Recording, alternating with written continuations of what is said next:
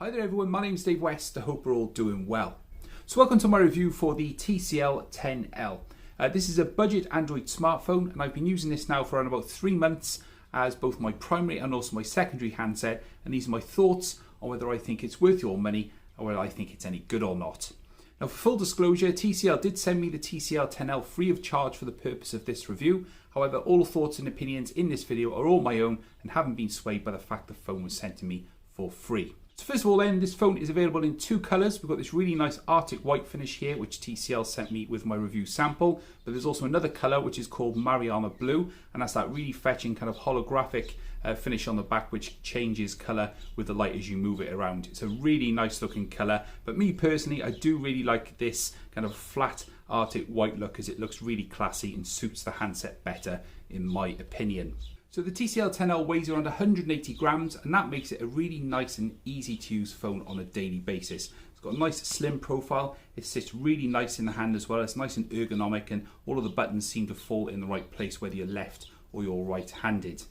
Now you would think it's made of glass when you put it from the box, but it's actually made of plastic and polycarbonate. So you've got this polycarbonate rear back here, and then you've got these plastic side rails here, and then you've got the Gorilla Glass covered screen on the front, which I'll talk a little bit more about later on in the video.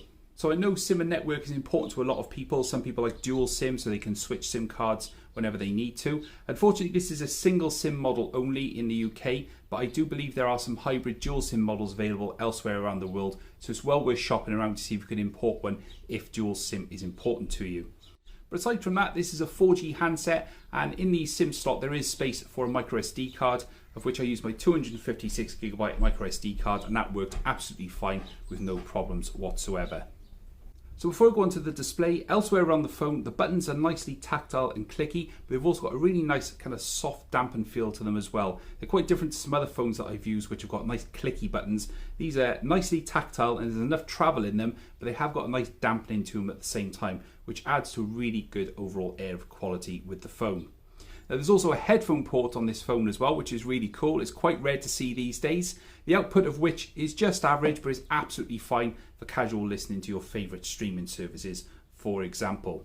Now down the bottom of the phone then we've got a USB-C slot. Now this is used for the fast charger, which comes in the box with the phone, and you can also attach a USB on the go cable to this as well, and again I used that on this phone and it worked with absolutely no problems whatsoever.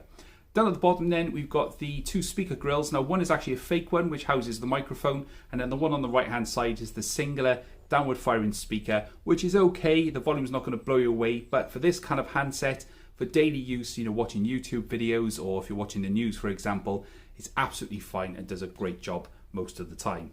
So finishing things off then, at the top of the phone we've got the earpiece. Now you can see, because this is an all screen display with a punch hole, the earpiece has actually been nestled in the top fascia here, and it's actually got really good quality. HD calls are nice and clear.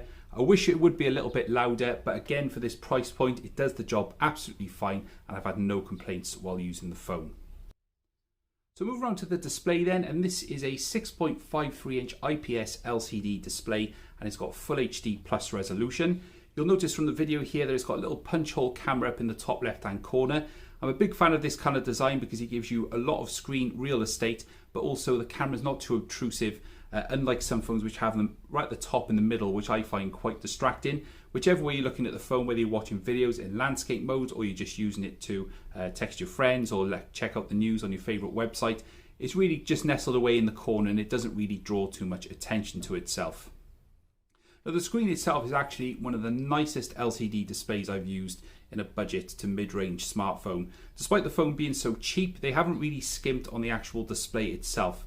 It's nice and bright, it's got really nice colours, and even though this is not an AMOLED display, one thing I do really like is that it's really consistent from corner to corner, and I haven't seen any ghosting effect on the edges of the screen either, which is really good. Now in an attempt to improve the display experience, TCL uses what they call Next Vision technology. So basically what this does, it takes standard dynamic range content and then upscales that to high dynamic range content.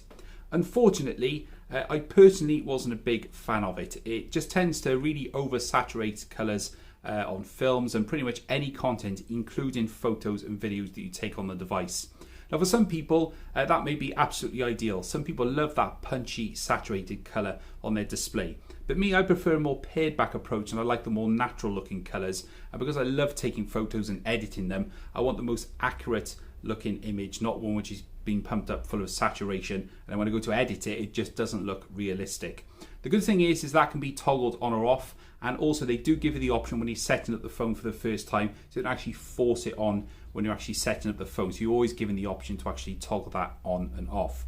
But otherwise, this is a really nice display. It does struggle outside just a little bit, so for those of you who are going to be using the phone outdoors, that is something that you'll need to bear in mind. Touch response is also really good, and even though the haptics do feel a little bit cheap, the vibration motor is a little bit buzzy when you're pressing the screen when you're typing, for example. So on the whole, I'm really happy with what TCL have done with the display on the TCL 10L. So as far as platform chipset and memory is concerned, this is running Android 10 out of the box, which is really good. It's nice to see that on a cheap phone. Some still come with Android 9 installed, but it's good that this comes with Android 10 straight away. Now it does run TCL's custom UI on the top of that, and I did find that to be actually pretty good. There's lots of little design flourishes in there. For example, when you exit out of a certain application which is built into the UI, for example TCL's camera, their browser, etc., it does have this little animation as it goes back to the home screen. I really appreciate little details like that because it just adds that little bit of flair and shows that they've made the effort rather than just dumping a stock ROM on the phone and hoping for the best. Now there is a little bit of bloatware, so you will find you might have 2 clocks, 2 calculators, 2 calendars, etc. But the good thing is that some of those can be disabled going into the application menu, so you don't have to see 2 of everything if you need to. So powering the handset is a Snapdragon 665 CPU. Now that may not sound like the most mind-blowing chipset which you've heard of, however, it's perfectly fine for this type of handset. You don't buy a phone like this expecting powerhouse performance, and I think TCL have made a good choice with the Snapdragon 665 because it's helped them to keep the costs down, but it's also absolutely fine for pretty much the vast majority of day-to-day tasks on this phone. So in addition to the Snapdragon 665 processor, TCL has also equipped the 10L with 6GB of RAM. Switching between apps is absolutely no problem whatsoever. It's nice and quick, and the good thing is it doesn't force quit itself out of applications either. So as far as overall performance goes, I've been really happy with how the TCL 10L has performed over the 3-month period that I've had it. Don't buy this for graphically intensive games or 4K video editing or very heavy tasks because it's not made for that. But for the target market, someone who wants a cheap and dependable phone with decent daily performance, this does the job admirably, in my opinion. So as far as storage is concerned, this comes with 64GB of built-in storage, and as I said earlier, you can expand that with a micro SD card. I used a 256GB micro SD card in the TCL 10L and it had no problems with that whatsoever. Now, if being perfectly honest, when using the phone I did notice there were a few little stutters here and there, even after the latest software update, which did do a really good job of ironing out a lot of the kinks which were on the launch software with the handset. There are a few stutters now and again, but I don't think it was enough to actually ruin my experience. I think it's acceptable at this price point to expect a few things like that. You can't expect perfection at this price. So before I move on to battery and camera, there is a capacitive fingerprint reader on the back of the handset, and it's nice and quick and is something I actually miss from some handsets. You get so used to fingerprint readers in the screen and also Face ID on the iPhone, for example. So it's nice to have something like this because when the phone is in your pocket, you can actually just rest your finger on the fingerprint reader and the phone is unlocked and ready to use when it's out of your pocket. It's a really nice ergonomic feature, and it again is something that I do miss, and it is a nice touch on this phone. You can do Face ID, it's not very secure obviously, but it's nice and fast, and again it gets the job done without any problems. So in terms of battery, this has got a 4000 mAh battery, and that means you can get through a day and more of usage under just general day-to-day use. Start doing things that are a bit more power intensive, and yes, you will see that the battery will dip below that 1 day of usage. However, if you're going to do like an hour of YouTube, an hour of web browsing, music, etc., just a balance of tasks across the day, then this will easily get you through a day and more. Now it comes with a fast charge power brick in the box along with the USB-C cable, and charging from 0 to 100 takes around about an hour and a half in my usage. But obviously the good thing is once it is at 100%, it's going to last you a long time before you need to go back to the charger. Now, as you may have guessed, at £200 there's no wireless charging with this, but that isn't a big deal because it's a desirable and not a must-have in my opinion. Alright, so finally moving on to the cameras. So in total the TCL 10L has 5 cameras. You've got a 16 megapixel selfie camera in the punch hole design on the front display there, and then on the back you've got a quad camera array which has been nestled nicely into this really distinctive and cool looking visor array you can see here. It's not new, we've seen it on the Galaxy S10 series, but I think it stands out just enough to make it different enough from other handsets on the market, and I like that. So the main camera is a 48 megapixel sensor. Now that uses pixel binning, so basically that means when you take a 48 megapixel shot, it downsamples that to 12 megapixels, but it crams in more light into every pixel to get you a better overall result. You've then got an 8 megapixel ultra wide camera, a 2 megapixel depth sensor, and shock horror, yet another 2 megapixel macro camera. Now, I may joke, but considering the price, the fact that they've offered it at all, I think is admirable. People buying this phone aren't obviously going to be looking for mind-blowing quality with their macro shots. They just want to be able to take a macro shot at all. And I think it's great that they've included it, and the actual results aren't as bad as the megapixels would suggest.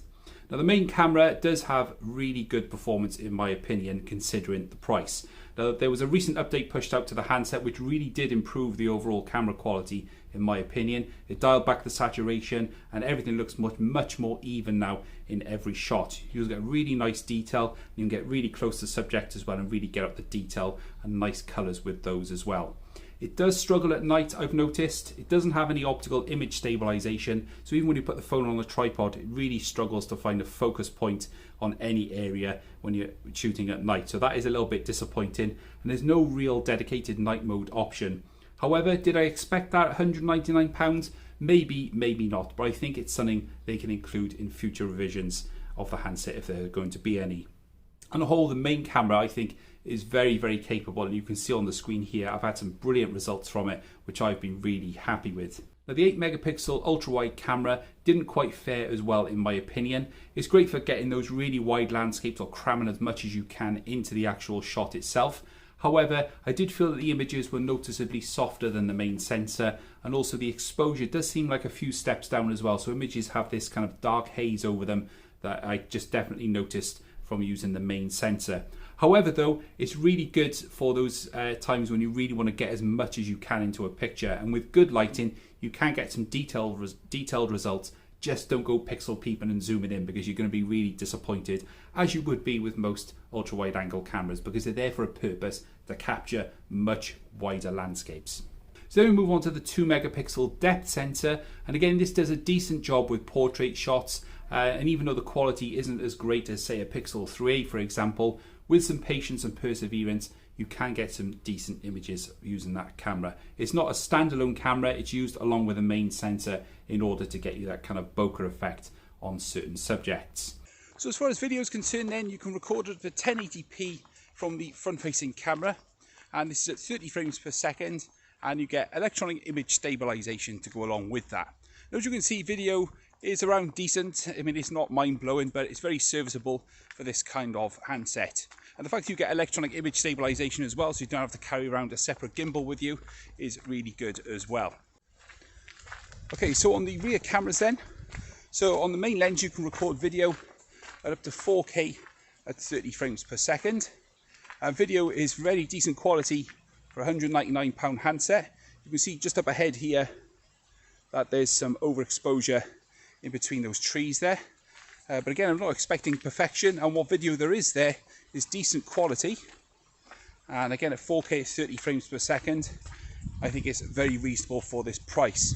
And also, as you can see, you get electronic image stabilization, which is really good. It's nice and smooth, and it does a really good job of ironing out footsteps and keeping the video nice and smooth and straight at the same time. Alright, so the ultra wide angle lens then, this can record video at up to 1080p at 30 frames per second. Now, you get electronic image stabilization with this as well, and you also get built-in ultra wide angle lens correction. Now, I'll switch that off at the moment because it gives you a nice slightly wider field of view, but what it also does is stops the rolling shutter effect you get when it's switched on, because you get these really kind of weird wobbly sides to the video. And as you can also see as well, the quality is a step below what you get from the main camera, which is kind of expected at this price. You can see it's got some underexposure on these trees here. If I kind of move around, it'll compensate for that. But as you can see, it's kind of doing a bad job of exposing the whole scene correctly. But then again, it's good that you've got this option anyway, and I think for most people they'll be more than happy with the results that you get using the ultra wide angle camera. Now I do need to say, both the front and rear cameras only record in mono sound, and as you'll probably be able to tell, the actual bit rate and quality of the audio isn't that brilliant either. But once again, serviceable. You can hear my voice, you can hear the things around me, which I think is more than acceptable for the vast majority of people. So as for the golden question then on whether I think the TCL 10L is worth your money or not, then I'm just going to come out and say it. I think this is Android's new bargain hero device. I think for a first effort from TCL, I think this is a fantastic handset, and it offers brilliant value for money for pretty much anyone out there looking to spend under £250 on a new smartphone. Yes, there are a few things which I would like to see improved, noticeably some of the stutter in the UI. That's not quite ideal, but I think it's a reasonable compromise for the price. And there's also some things with the cameras as well which I would like to see improved in a newer handset if there's going to be one. So if there's going to be a TCL 10L2, and I would like to see some improvements to the ultra wide angle camera and also the audio recording as well when using video mode. But apart from that, I think this offers great bang for buck, and you get a really good feature set, great battery life, and an overall really good experience from the TCL 10L for your money. So if you've got any questions about anything that you've seen in this video, then please do let me know down in the comments, and I'll get back to you as soon as possible. And don't forget, if you're new around here, then please do consider subscribing so you don't miss more videos coming like this on the channel very, very soon. But for now, this has been my review for the TCL 10L. My name's Dave West, and I'll catch you guys later.